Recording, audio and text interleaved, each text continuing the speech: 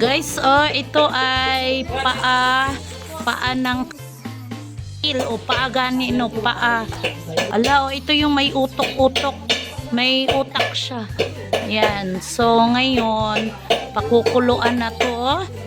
Nakita ninyo guys, ilang araw na to kasi ano lang to pinausukan. Iganggang sa apoy para hindi siya masira. So ngayon, ang gagawin nila dito ay pakukuluan na. So ayan. Ang kanin ay mais. Ang ilang sudan ay kabadyo. Wow. Wow na wow yun ning bulalo na. Bulalo na kabadyo. Bulalo na kabadyo. So yummy. Kain tayo guys. Banatan na. So ngayon, ayan na. Luto na ang among kabadyo. Ayan, banatan. So alam nyo guys, first time kong nakakain ng kabadyo. First time to ay, pero siguro nung maliit pa ako nakakain na ako, pero mula nung 35 years na nasa Maynila ako, hindi talaga ako nakakatikim ng ganitong pagkain, kabadyo. So yan, hindi ko alam nung una, ayoko talagang kumain. Nakita ko sila na una yung laman kasi may nagkatay dito sa amin, napakalaki. So parang kinuha namin siguro mga 7 kilos 8 kilos o ganun kadami. Then itong yung paa binigay sa amin, 2 paa, kasi nga ayan, yung mga trabahador may hilig sila kasi after nan tagay-tagay naman yan sila. Yung ginawa dyan sa paa na yan, lagi nilang pinapausukan, parang iniinit lang nila, hindi yan nilalagay sa ref. So umabot ng 2 araw, pero hindi talaga siya nasira kasi iniinit lang nila, nilalagay nila sa apoy, ganun lang. Tapos ayan, nung niluto na nila, kasi inuna nila yung mga laman, ang dami nung laman, araw-araw talaga nilang inuulam yun. So masarap, adobo, yung parang tapa, ewan ko anong luto nila, masarap naman kasi ang pagkaluto, kumakain ako. Tapos yan, yung paa, hindi ko, parang nung una tiningnan ko, di ba nakita ninyo sa unang video ko, maitim na siya, pero malinis talaga yan. Maitim siya dahil nga iniihaw nila, lagi nilang nilalagay sa apoy, parang umitim na yung paa tingnan. So sabi ko parang hindi ko kayang kumain din. So ayan na nga, naluto na siya. Yan guys, halos 24 oras nilang pinakuluan. Dalawang araw din nila yung pinakuluan. Grabe, sobrang lambot talaga niyan. Tapos makita nyo yung sabaw niyan, parang nagagatas siya. Puti yung sabaw niya, as in puti yung sabaw niya. Then yung laman ay yung ito palang kabadyo.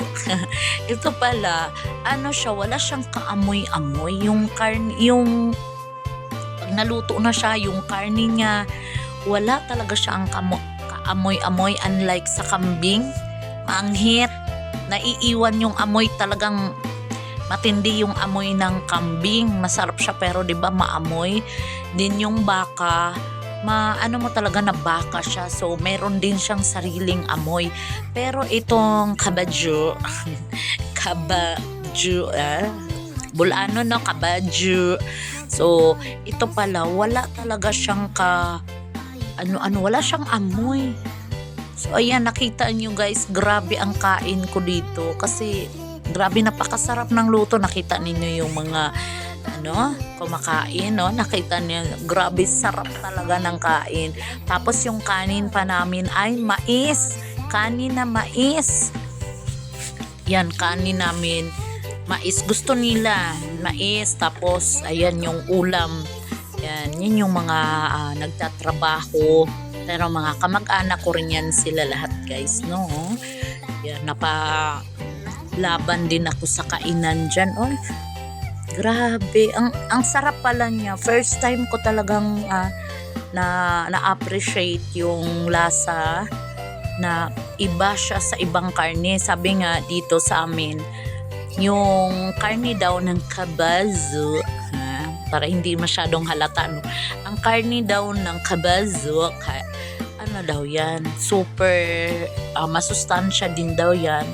Then napakalinis kasi ano nga naman ang kinakain niya is damo lang, malinis, tapos malaman, at saka appreciate ko talaga yung ano niya, lasa niya, masarap talaga yan. Yung paa, masarap siya. Tapos yung sabaw pa niya, magatas-gatas, maanghang-anghang, maraming luya, maraming yung sili na haba.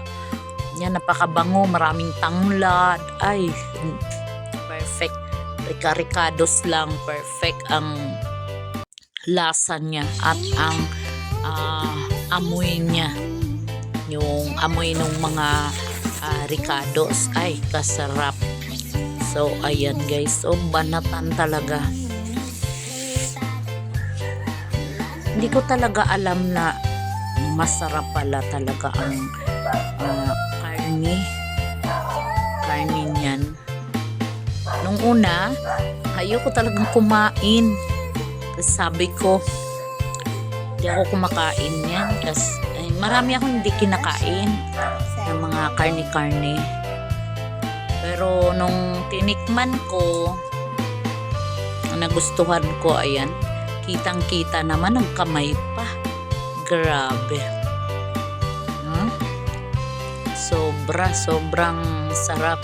Busog match talaga, oh. Tapos pagkatapos nito, sarap nito, may konting, kung hindi soft drinks, tagay, oo. Diyos ko, ang lola nyo lumipat ng pwesto. Talagang, ayun o, ayan, kasarap.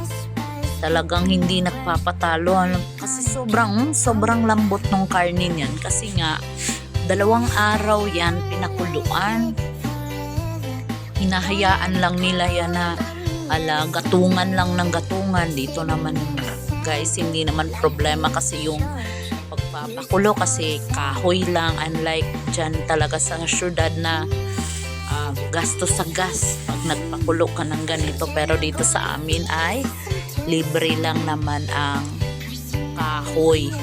Kaya pakuluan mo hanggat gusto mo. Guys, nakita ninyo yung laman yan. Kalambot-lambot, ay grabe jud, oh. Kalami, kaon ka na ako ng pamangkin ko yan, naiiwan pa sa lamesa. So sila yung mga nagtatrabaho dyan sa ginagawa naming bahay. Ayan guys, simot ang sabaw, na uga.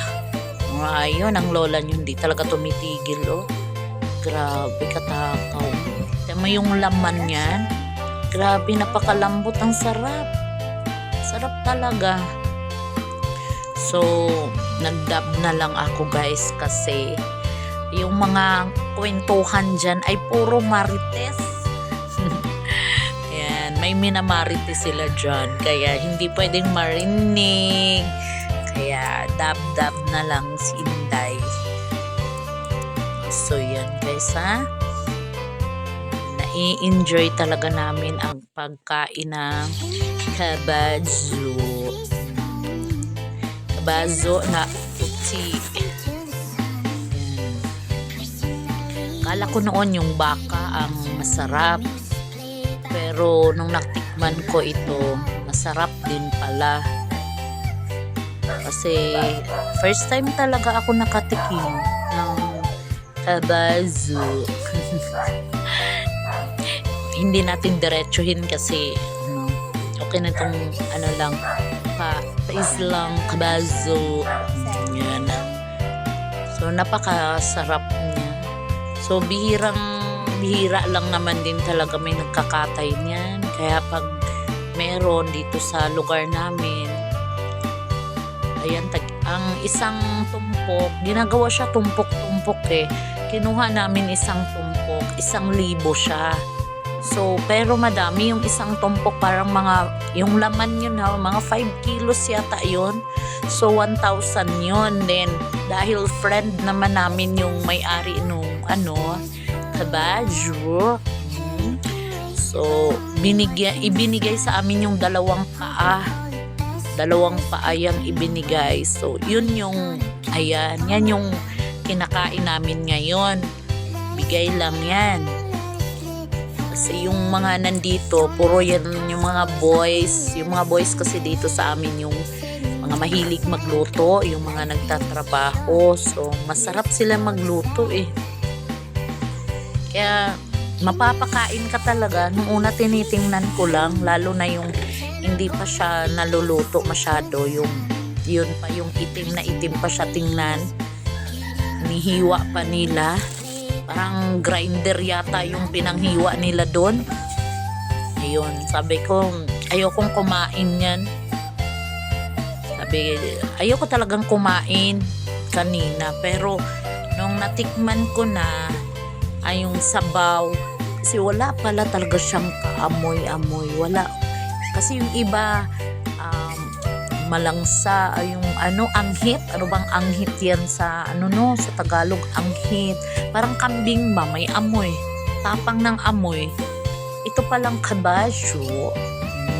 Wala talaga siyang kaamoy-amoy. So, wala kang maamoy na ganun. Kaya, sarap lang ng kain talaga. Kaya, ayan guys. Ni-enjoy namin ang pagkain at ayan, maraming salamat sa patuloy ninyong pagsubaybay, sa mga support ninyo guys. Maraming salamat mga kakubo. Thank you so much. God bless everyone. Always support to each other lang talaga. Bye bye. Love.